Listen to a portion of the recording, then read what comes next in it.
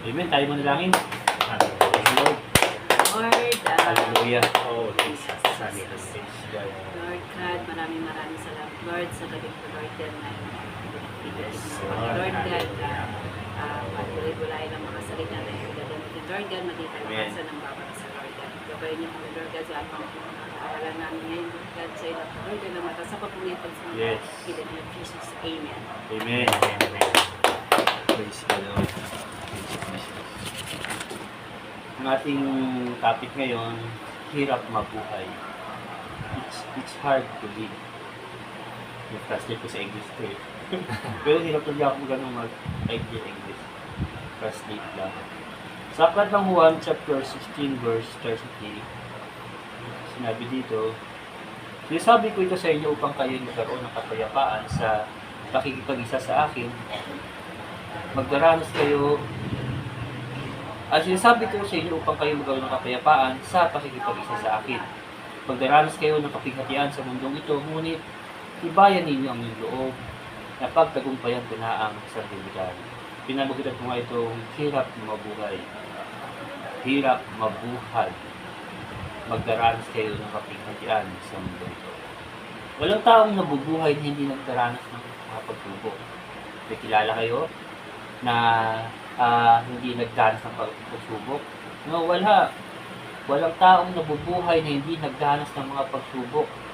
Mga kapighatian. Amen? Kapighatian na ang kahulugan ay kalungkutan. Kalungkutan, maaaring ito ay ang mga hindi inasahang pangyayari na lubos na nakakapito sa ating sa ating isip. Gaya ng pagkabigo sa trabaho, pagkabigo sa pag-aaral, pagkabigo sa pag-ibig, o kaya iniwan ng asawa, hiniwalay ng asawa, biktima ng lindol, tsunami, bagyo, biktima ng digmaan, nagkaroon ng malubhang karamdaman, sakit, paghamak, pag-uusig, at iba pa. Apektado dito ang ating damdamin at isip. Kapag naranasan natin na itong pangyayari, mayroong lungkot sa mga mata natin. Sa kilos o galaw natin, mayroong lungkot, makikilala na tayo nga'y nagdaranas ng mga pagsubok. Amen? Sabi ko nga, walang taong nabubuhay na hindi naranasan ito, maging yung ating Panginoong Sus. Naranasan yung kapighatian. Nakaranas din sa mga problema, pagsubok, hamon sa buhay. Ito nga sinabi sa aklat ng Mateo chapter 26 verse 37 hanggang 38, nabagabag si Jesus at naghirap ang kanyang kalooban na halos ikamatay na ni Jesus dahil sa tindi ng kalungkutan. Amen? Sabi ko nga kanina na walang taong nabubuhay na hindi naranasan ito. Walang sinumang nakaligtas dito. Amen? Sa kapighatian, walang sinumang nakaligtas. Ganun pa man, ito ay napagtagumpayan na ng ating Panginoon. Ito sinabi sa aklat ng Juan chapter 16 verse 33. Sinabi ni Jesus na pagtagumpayan ko na ang sanlibutan. Ang hirap mabuhay kung wala tayong Jesus sa buhay, paano na yung ating buhay? Number 1, gaya na lamang tayo ng isang sanga, natuyo, marupok, nasira, ganyan yung ating bunga ng pananampalataya. Marupok, nasira, gaya ng sanga ay natuyo. Amen? Kung wala tayong Jesus sa buhay, mga kapatid, hindi tayo mamumunga. Amen? Hindi tayo mamumunga ng, hindi mamumunga yung pananampalataya natin. Kapag sabi nga ng aklat ng Juan na hindi makapamunga ang isang sanga kung di natin sa puno. Ang puno ay sinasabi na aklat ng Juan, siya sa puno at tayo mga sanga. Kung wala tayo sa buhay, hindi tayo makapamunga. At number 2, gaya na lamang tayo ng isang alipin na pinagkatiwalaan ng kanyang amo sa kanyang ari-arian. Amen? Ibinigay sa kanya 1,000 salaping ginto, ang ginawa niya, nagbukay siya at ibinaon yung salaping ginto. Pagkaraan ng habang panahon, bumalik ang kanyang amo at siya'y pinag-ulat upang magbaril at pirang ipinagkatiwala sa kanya. Sabi ng alipin, ibinaon ko po ang 1,000 na ibinigay sa akin. Sumagot ang kanyang amo, masama at tamad na alipin. bakit hindi mo na lamang diniposito sa bangko ang pera ko para sa pagbalik ko ay mayroon akong interest? Itapon niyo ang walang silbing alipin na yan. Sabi ng kanyang amo, ng kanyang Panginoon. No, gayon din na makikintulad tayo no, bilang mananampalataya na masama at tamad na alipin kung wala tayong Diyos sa buhay. No, walang silbi ang buhay. Bibigyan sinabi dito, itapon niyo ang walang silbing alipin na yan. Sabi niya, itapon niyo ang walang silbing alipin yan sa kadiliman sa labas. No, biblically, amen, no, walang silbi ang buhay. So, kung wala tayong Jesus sa buhay. Amen? Ibinigay niya ng Diyos ang lahat. At pagkatapos, ibinigay niya pa ang kanyang buklong na anak. Hindi siya tinanggap. Hindi siya tinanggap. Tinalikuran siya. No, kinaputan siya. Binaliwala, hindi siya pinansin. No, hindi tayo ganun mga kapatid. Amen? Hindi tayo ganun. Gaya na lamang din tayo ng isang limang dalagang babaeng mangmang. No? Nagdala sila ng ilawan pero hindi sila nagdala ng reserva para sa kanyang ilawan. Ay dumating yung lalaking kasal na hindi nila inaasahan. Yung ilawan nila papatay-patay na, paindap-indap na, saka pa lamang sila bibili ng langis. Pagbalik nila, hindi sila nakapasok. No, hindi sila naging handa. Sabi ng lalaki, hindi ko kayo kilala. Hindi sila pinapasok ng lalaki. Ganyan nga tayo, mga Kristiyano. Amen. Kung wala tayong sa buhay, paandap-andap yung ating relasyon sa Panginoon, papatay-patay yung ating pananampalataya. Amen? Saka pa lamang tayo kikilos pag dumating na yung Panginoon. Amen? Saka pa lang tayo kikilos kapag dumating na yung Panginoon. Magbabago, papasakop, magsisisi sa mga kasalanan, no? Isusuko ng buhay, papagamit ng buhay, no? Huling na ang lahat. Biblically, sinabi ng Panginoon, hindi ko kayo kilala, no? Lumayo kayo sa akin, kayo mo paggawa ng masama. Amen? No, ganyan yung buhay. Kung wala tayong Kristo sa buhay, hirap mabuhay mga kapatid. Walang kapayapaan sa buhay. Ito nga sinabi sa aklat ng Isaiah, chapter 59, verse 8. Hindi nila alam ang landas patungo sa kapayapaan. Wala silang patnubay ng katarungan. Liko-likong landas ang kanilang ginagawa, ang nagdaraan doon, walang kapayapaan. Ang taong masasama, ang taong makasalanan, ay hindi mabuhay ng payapa yan. Hindi mabuhay ng payapa. Yung taong makasalanan, yung taong masama. Sapagkat iwalay siya sa puno eh. No, gaya ng sanga. Sapagkat hindi siya handa gaya ng limang dalagang mamang. No, na binanggit natin kanina. Sapagkat hindi siya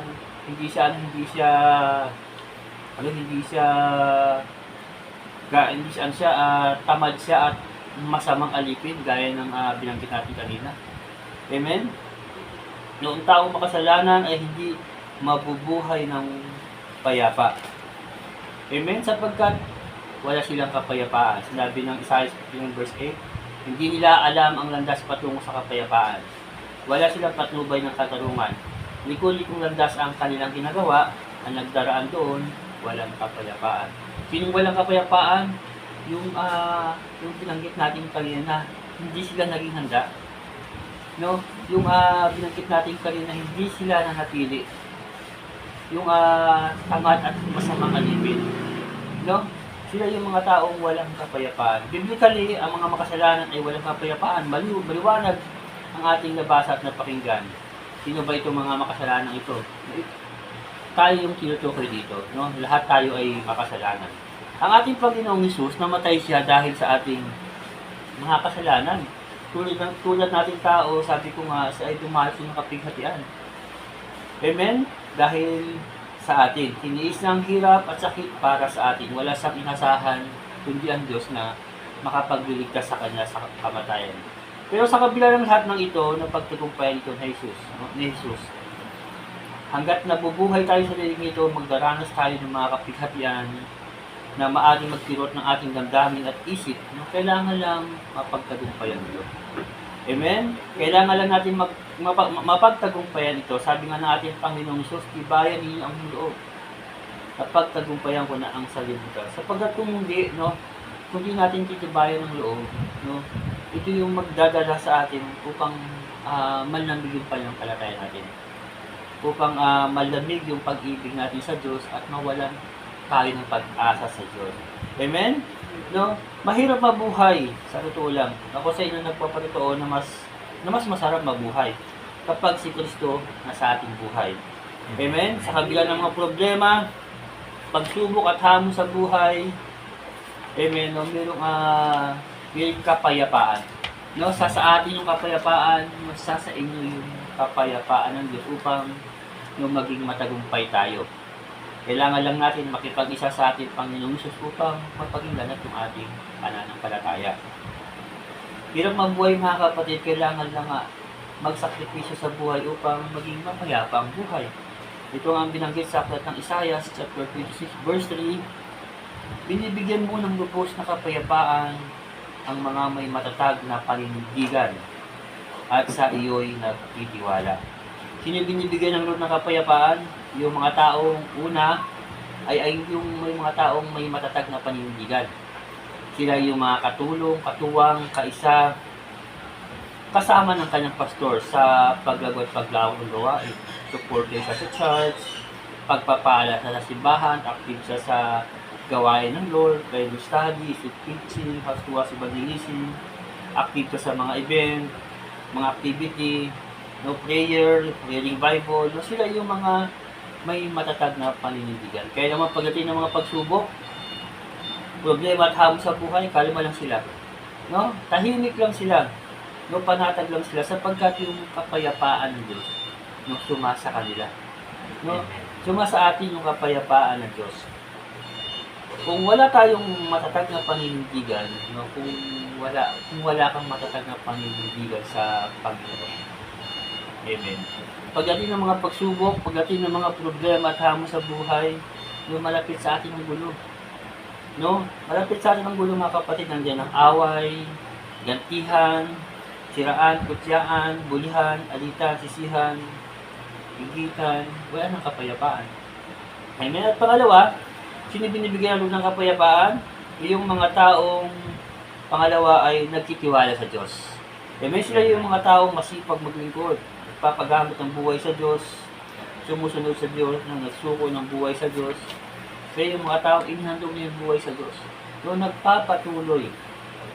Ito yung mga taong nagtitiwala sa Diyos, na umaasa at naniniwala sa mga pangako ng Diyos. Kaya naman, pagdating ng mga pagsubok, pagdating ng mga problema at hamon sa buhay, kampante lang sila.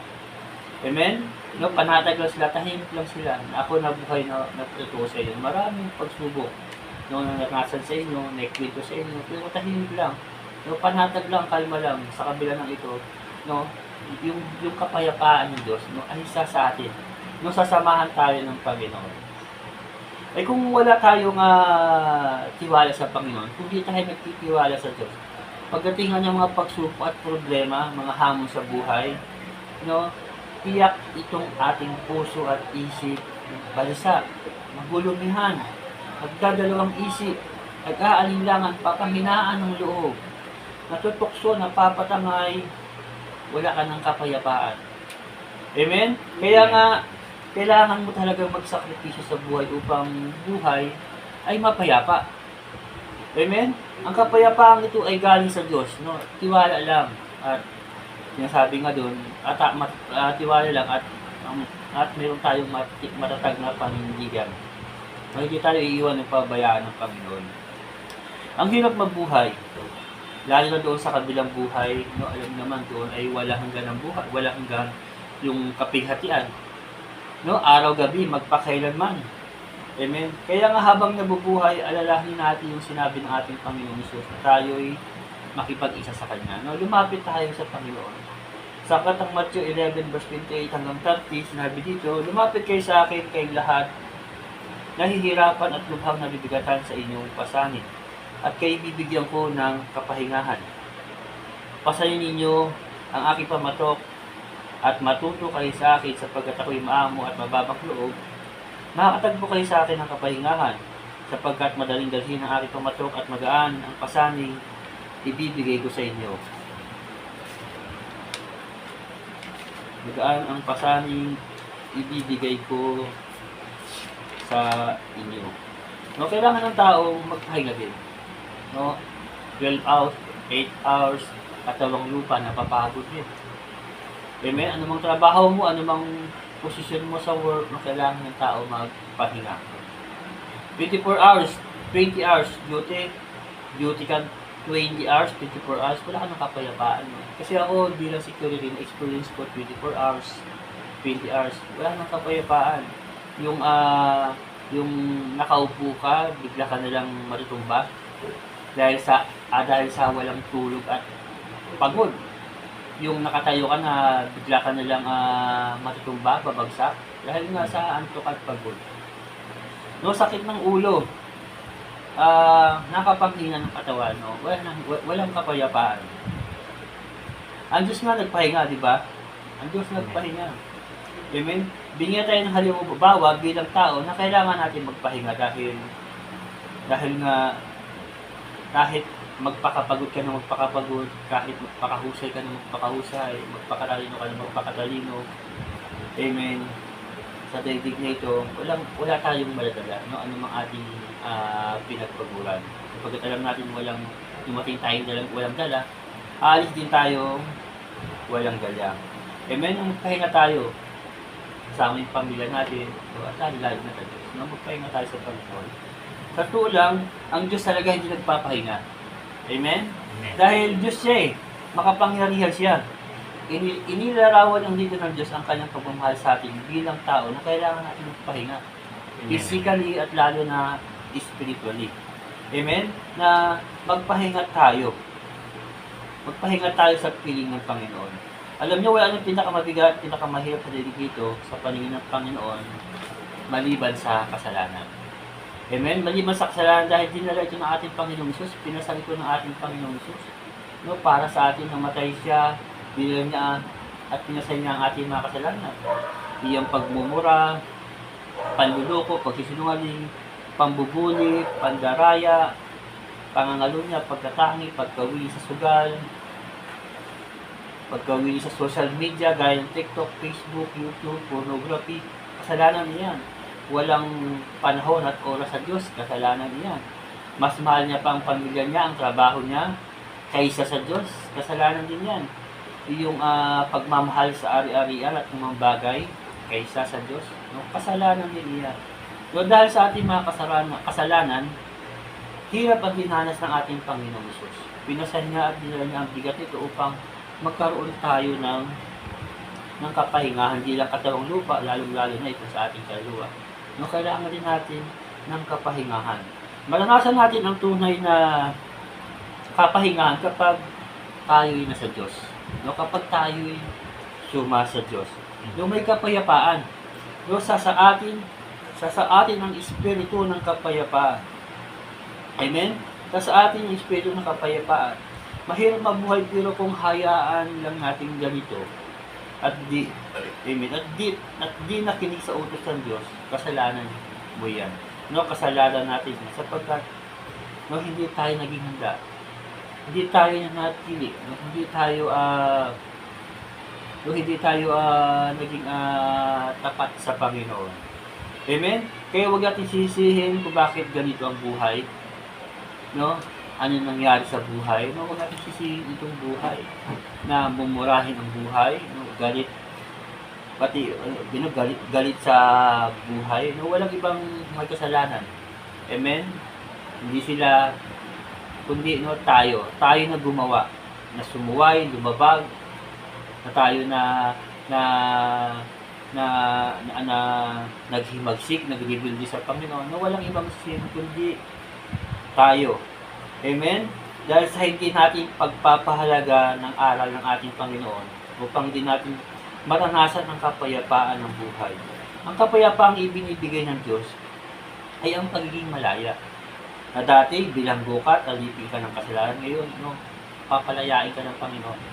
Amen? No, papaging ganapin yung pananampalataya mo, no, at magiging masagana ka sa material na bagay, physically at spiritual. Amen. Ito yung dahilan kung bakit naparito ang ating Panginoong Jesus. Amen. Sakat nga ng Juan 10:10, sinabi doon, naparito ako upang ang mga tupay magkaroon ng isang buhay na ganap. Isang buhay na ganap at isang buhay na masagana. Amen. Ito yung dahilan kung bakit naparito yung ating Panginoong Jesus upang anumang hirap ng buhay na maranasan natin sa daigdig ito. Amen. No, mula sa Panginoon, amen, mula sa ating Panginoong Jesus, amen, maranasan natin yung gaan ng buhay, yung ginhawa ng buhay. Amen. No, lapit lang mga kapatid, at yung kapayapaan, amen, na wala sa iba, amen, sa Panginoon lamang. Amen, hallelujah. Anong problema, pagsubok, hamon na maranatin natin sa buhay, sapagkat sabi nga ng kasulatan yung kapighatian sinabi ng aklat ng Juan, yung kapighatian ay maranasan talaga natin. Amen. Kailangan lang talaga natin magsakripisyo upang dumating man yon, hallelujah, ay maranasan natin yung kapayapaan, amen, na mula sa Panginoon. Amen. Upang dumating man yon, ako nagpapato sa inyo, kalma ka lang talaga. No, tahimik ka lang, panatag ka lang, sapagkat, amen, sasayo yung kapayapaan ng Diyos para hindi ka magdulumihan, mabalisa, kung yung pinanggit ko kanina, sapagkat, amen, ito yung pangako ng Panginoon sa atin. Amen? Amen. Para maging matagumpay tayo. Ako yung manalangin bilang pagkatapos.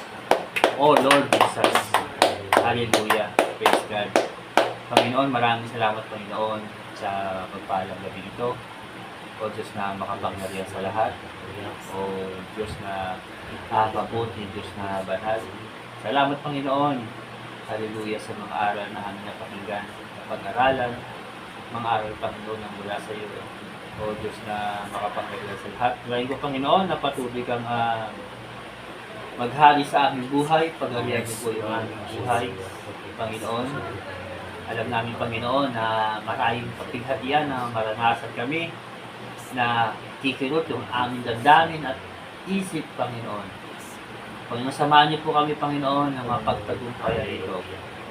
Panginoon, di namin kilala sila, pero Lord, hallelujah, kilala ka namin. Na ikaw nga, Panginoon, yung Diyos ng kapayapaan, na anumang maranasan na yung Panginoon sa daigdig na ito, o Diyos na makapangyarihan. Ipakita niyo po sa kanila, Panginoon, na kalma lang po ang iyong anak, panatag lang po ang iyong anak, tahimik lang po, sapagkat, Panginoon, sino mang may gawa nito, Panginoon, hallelujah, kayo po ang nagsalita, na kayo po yung gaganti, na kayo po, Panginoon, hallelujah, yung bahala, o Diyos na makapangyarihan sa lahat. Lord, gamitin nyo kaming buhay na patotoo, Panginoon, maranasan namin, Panginoon, yung sinabi mo, isang buhay na ganap, paging ganapin niyo po yung aming pananampalataya, isang buhay na masagana. Pasaganahin niyo po kami, Lord, sa spiritually. Lord, maging material, physically, Panginoon. Makilala nila, Panginoon, na kayo yung Diyos namin. Diyos ni Abraham, Isaac, Jacob, Panginoon, hallelujah, na sinasamba po namin, Panginoon. Maghari ka po sa amin, Panginoon. Espiritu po, Panginoon, ay patuloy na magnahan, maghari, maglukob sa amin, Panginoon. Upang, Panginoon, hallelujah, ay makilala at makita ka, Panginoon, sa aming buhay. Sumasami ka. Hallelujah. Naghahari ka sa amin, O Diyos, ng kapangyarihan sa lahat. Lord, maraming salamat po. Mga mahal namin sa buhay, Panginoon, ay patuloy gabayan nyo. Subaybayan nyo, Panginoon. Ang kapayapaan niyo po, Panginoon, ay patuloy na pinapanilangan namin, Panginoon, ay sumasa kanila, O Diyos. At patuloy, Lord, hallelujah. Isang araw, Panginoon, o makapangyarihan Diyos, na gamitin mo rin po sila, Panginoon, mananampalataya, Lord, na magbibigay din, Panginoon, sa inyo ng kapurihan, karangalan sa maraming tao, Panginoon. Lord, salamat po, biyaya, pagpapala ay maranasan habang kami nasa daigdig, Panginoon. Gamitin niyo aming buhay, maraming buhay, Panginoon, mapalapit sa inyo, makakilala, Panginoon, kasama na yung Panginoon ibigay ng papuri, pagsamba, pagparangal, kaluwalhatian sa iyo, Panginoon. Purihin ka, luwalhatiin ka, salamat, Panginoon. Ang pag-iingat, pagliligtas, ang pagpapala, Panginoon, ang tagumpay, Panginoon, kapayapaan, Panginoon, ang gabay subaybay niyo, Panginoon, sa mga araw na daraan, Panginoon, mga panahon, Panginoon, at oras na daraan ay patuloy, Lord, na umaasa kami, nagtitiwala kami, naniniwala kami, Panginoon, hindi ka kami iwan o pabayaan. Papuro sa iyo, parangal sa iyo, Panginoon, ito aking panalangin. Sa pangalan ni Jesus, sa natin magsabi ng Amen. Amen. Amen. Amen. Hallelujah. Praise God.